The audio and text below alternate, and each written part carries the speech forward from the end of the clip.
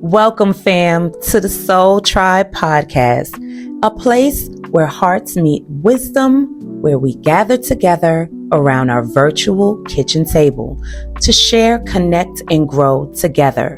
I'm your host, Auntie Charmaine, and I'm honored to have you here as part of our tribe. In this space, we dive into conversations that nurture the spirit and lift the soul. We'll explore the richness of herbalism, spirituality, mindful practices, and uncovering paths of health and wellness and spiritual soundness. These are the conversations we all crave, and I am so glad to have these conversations with you. Hello, and welcome, Soul Tribe, to the SoulTribe Podcast. I am Auntie Charmaine, your host here. And today's episode 5, is Trusting the Journey in a Changing World. The title is Thriving Amidst Transformation. So the question is, Auntie Charmaine, the world around us is always changing. How can we align ourselves with these shifts while staying rooted in our truth? The truth of the matter is, as your truth change, so will the roots be dug up in the truth. A lot of times we don't realize that truth is truly a matter of perspective. You know what I'm saying? So why am I saying that? If we find ourselves, God forbid, in a car accident, guaranteed everyone within that accident is going to remember it differently. Because our minds are trained to preserve oneself. So therefore, the truth will always be skewed, and it will always be solely based on your perspective of the facts. Now, the facts are simply what took place, but how we experienced those facts, how we experienced those feelings, how we experienced our truths will determine the roots that grow. So one of the things that I need us to understand, sweethearts, is life was meant to change. We get so stuck in gaining routine that we don't even create a routine that is very unroutined. Anything that stays the same is dead. There's no life, there's no vitality. You have to understand that in this life, with life comes change. And when change comes, it's not for us to reject it, to be upset because it's here. It's for us to process the energy and see how we are to take it on. What is that going to look like? What does that change feel like? What is this transformation that I'm experiencing? And how do I flow with it? And how do I know when to ebb in it? How can we align ourselves with these shifts? The truth of the matter is, if we keep an open mind that every shift that we are experiencing and every change that we are flowing through is literally for our soul's highest good, what we will find is that we won't have to wonder how to stay rooted. It'll be a natural experience. So when you realize you can't change certain things that happen in your life, you realize there's no need to be so controlling. So that's a change. That's an ebb and flow. When you realize that certain habits are not for your soul's highest good, and you recognize it, and then you go about changing your trajectory, that's an ebb and flow. Some things people do not need to guide you or direct your path in. Some things you must trust that you will be able to in and out, ebb and flow. A lot of times you'll find that you'll be more conscious about the ebbs and flows when you slow yourself down, connect with your breath, and allow yourself to sit in experiences, even when they are very unpleasant. I find that some of the time we want to only experience things that's pleasant. Let me keep it 100. If you're only experiencing pleasant things, you are either on the upside of your ep, and understand as the pendulum goes out, it must return. Your flow must happen as well. No one stays on top, sweetheart, and no one stays on the bottom. The one thing I've learned about this life is that everybody gets their turn.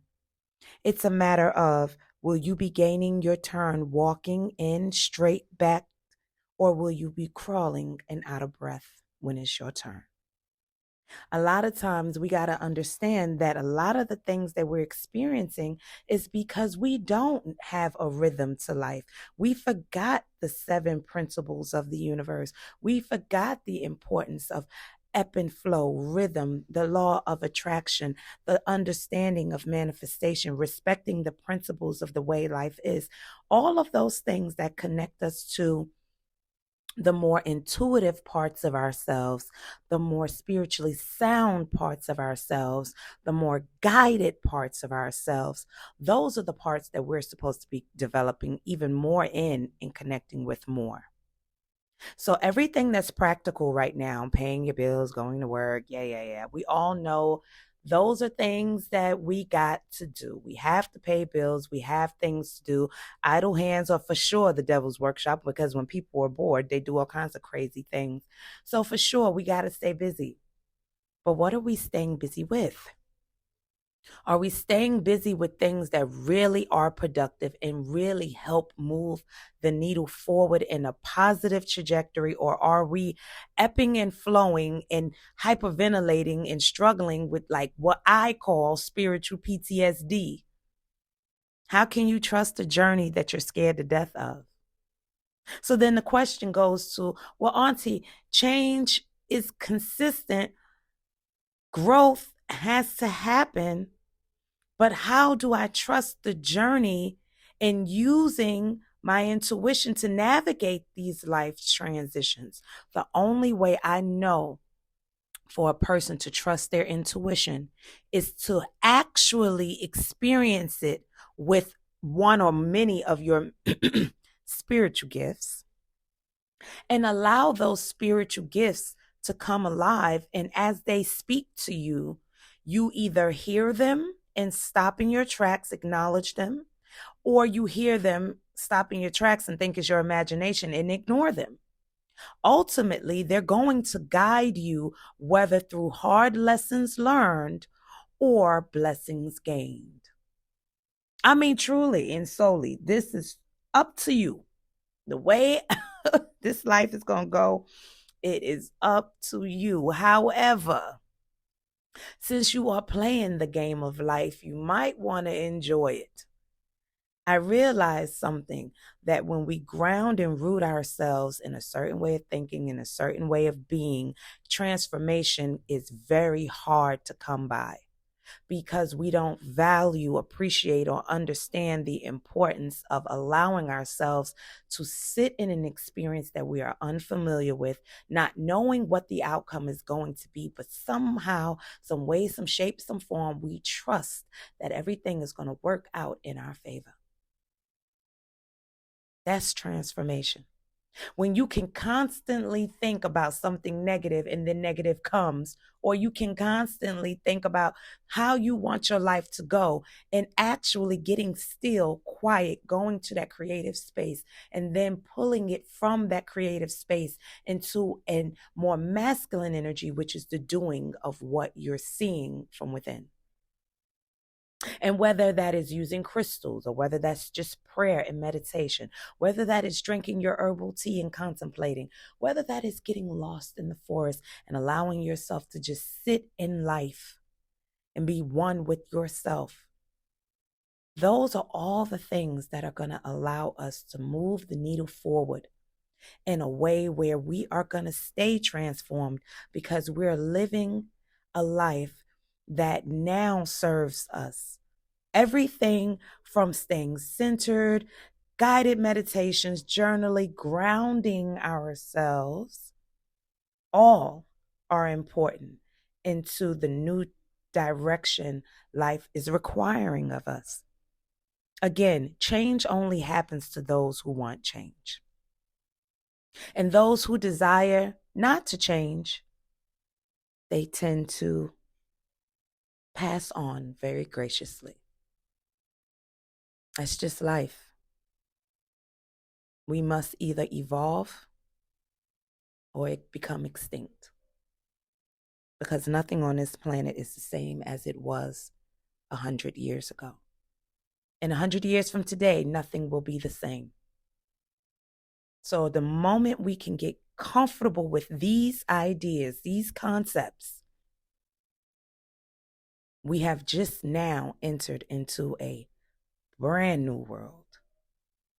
So listen, Soul Tribe, I want you to remember the importance of the fact that we are stronger together. This universal 9-year reminds us that we're part of something bigger. Lean into this community. We are here to uplift and support one another.